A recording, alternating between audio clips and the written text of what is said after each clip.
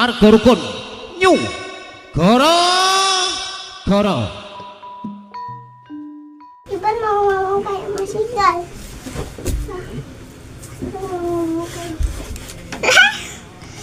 Wancawan nih. Dan bismillahirrahmanirrahim. Assalamualaikum warahmatullahi wabarakatuh. Halo teman-teman, selamat pagi, selamat datang dan selamat menyaksikan video pantauan nih. Senang sekali hari ini saya Gal Fotografi. Hari ini bakal membahas sebuah video, yaitu video pantauan nih. Dalam video pantauan nih saya Gal Fotografi, kita akan melakukan sebuah pemantauan, itu yang mana nantinya bakal memantau suatu daerah yang bakal menjadi tempat untuk pementasan Singo Barong. Nah, pada episode kali ini saya bakal memantau itu namanya ada daerah Desa Pambrian, itu ada di Kecamatan Gemuh, Kabupaten Kendal. Ini karena berdasarkan info yang saya dapat, di sana pada hari Kamis tanggal 26 Juni 2025 di sana itu bakal diselenggarakan sebuah acara pementasan Singo Barong yang sangat keren sekali. Itu menampilkan Singo Barong, namanya ada Singo Barong dari Marga Rukun. Itu rencana bakal pentas ada di sana, untuk keterangan waktunya bakal ada di pagi sampai dengan sore hari. Dan buat teman-teman semua, Baru gimana? iya sebentar, nanti kita nanti ya. Ada suara siapa kok ada suara Mas Iqbal? Dan buat teman-teman semua yang ada rencana kepengen datang ke sini, jangan kritik.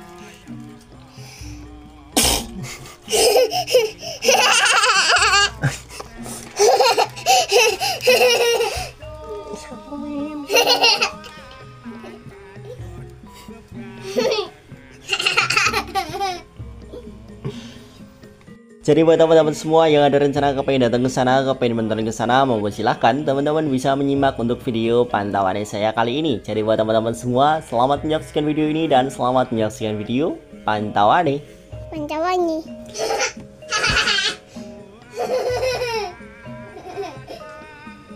Para miyarsa setrina, Marga Rukun Nyu Goro Goro.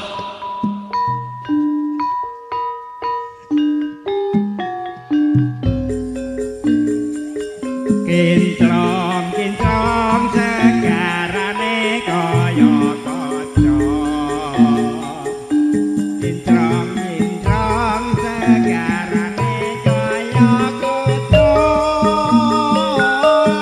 Anak wadon bebarengan suka-suka.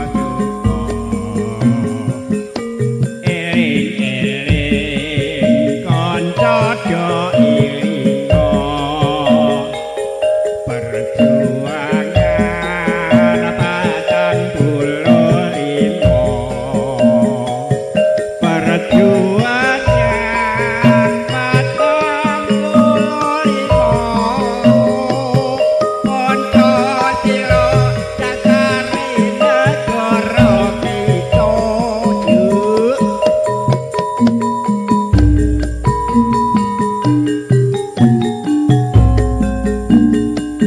Kinclong segarane kaya kaca. Kinclong segarane kaya kaca. Anak wadon bebarengan suka-suka. Eling-eling kanca do ilinga. Perjuangan patang puluh lima. Perjuangan patang puluh lima. Pancasila dasare negara kita. Padang bulan ning pasisir Banyuwangi. Kinclong segarane kaya kaca. Kinclong segarane kaya kaca.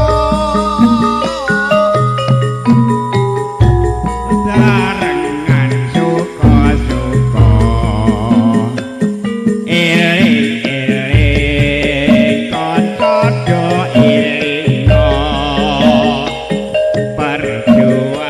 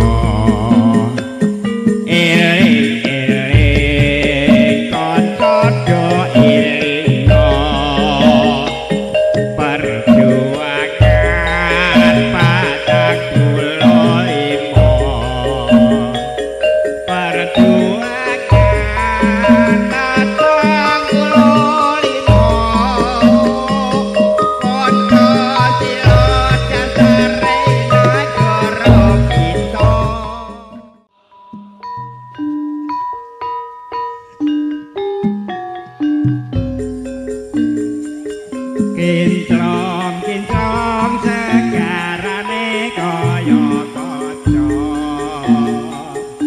Kinclong segarane kaya kaca.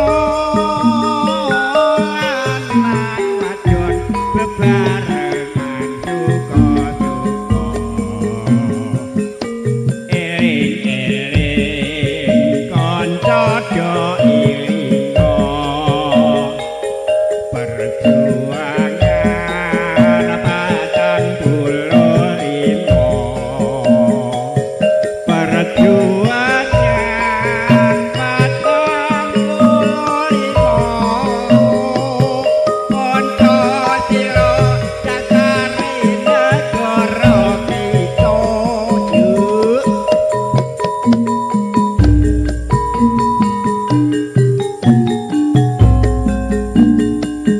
Kinclong segarane kaya kaca. Kinclong segarane kaya kaca. Anak wadon bebarengan suka-suka. Eling-eling kanca do ilinga. Perjuangan patang puluh lima. Perjuangan patang puluh lima. Pancasila dasare negara kita.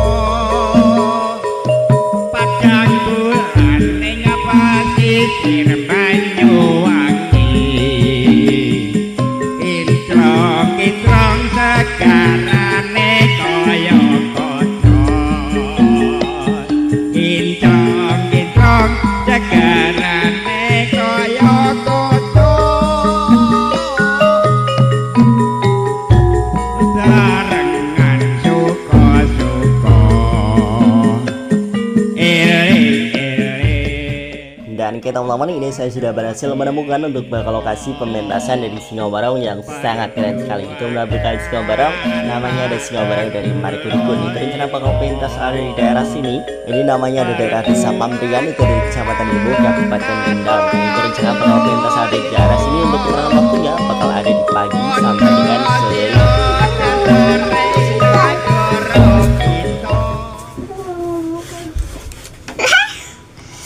Wanjawani. Jadi buat teman-teman semua, sekali lagi jangan lupa nanti hari Kamis tanggal 26 Juni 2025 yang jauh mendekat, yang dekat merapat, kita kumpul pada satu titik di lokasi ini untuk menyaksikan bakal pementasan dari Singo Barong Marikudukun. Dan buat teman-teman semua, Baru gimana? iya sebentar, nanti nanti ya. Ada suara siapa kok ada suara masikal? Dan buat teman-teman semua yang ada rencana kepengen datang ke sini, jangan pitik.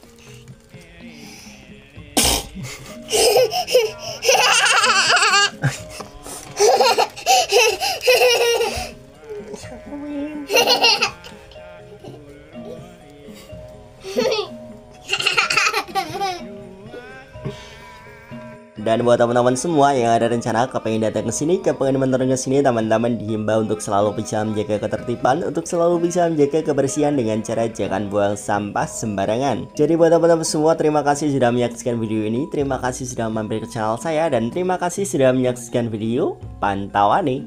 Wanjawani.